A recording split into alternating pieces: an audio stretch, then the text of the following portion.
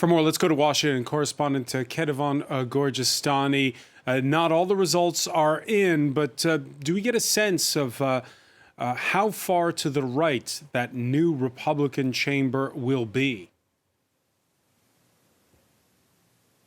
Well, it's looking like it will not be as to the right as the Republicans had hoped and claimed.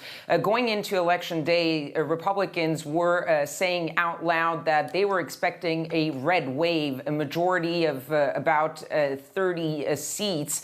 They were very confident going into Election Day. And of course, all the results are not in, but it's looking like Republicans, though they are still on track to take back control of the House, will take back control of the House with a pretty slim majority, maybe even under the traditional midterm win for the party that is not in power. And that is in itself really a big disappointment for Republicans and a sort of sigh of relief for the Democrats, because really the situation in the United States, everything had lined up for the Republicans to have that a big wave. You have a party, the Republicans, that is not in power. Traditionally, that party wins in the midterms.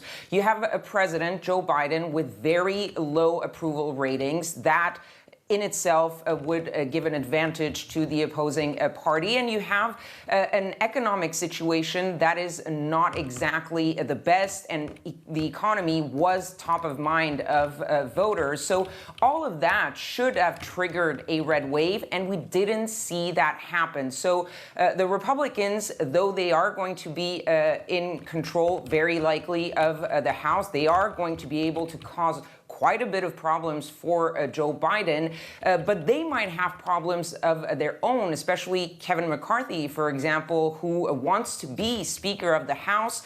If their majority is smaller, he's going to have to deal with those fractions of his party, the more moderates, the more extreme candidates, and it's not clear that he will be able to very easily win control of that House. So for the Republicans, it is a mixed bag, though, of course, once again, we have to wait to see exactly where that falls, how much of a majority the Republicans have, but definitely not a red wave.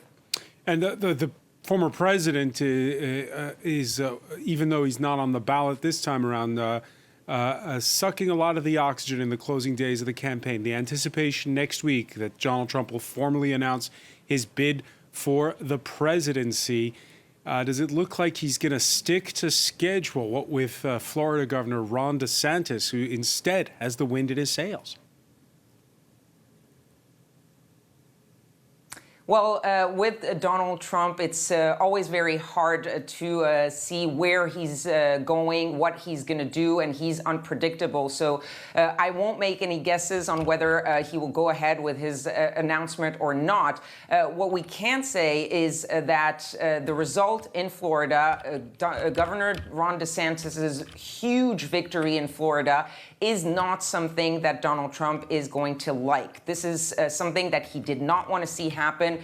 He specifically went to Florida, campaigned with Marco Rubio, did not tell Governor DeSantis ahead of time.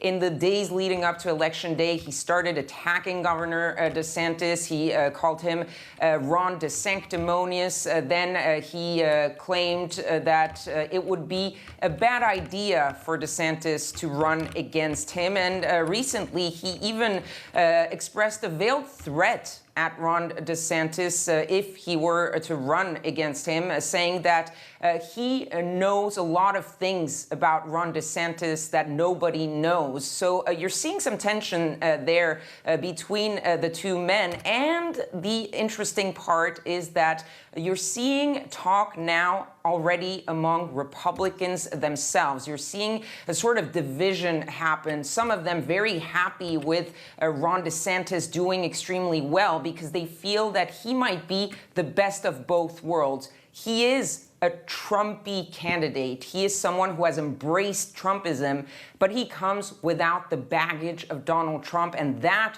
for some in the Republican Party, could be the winning balance they need for 2024. Kethevane Gorjestani, thanks for that update. We'll be talking about it all in an hour's time in the France 24 debate.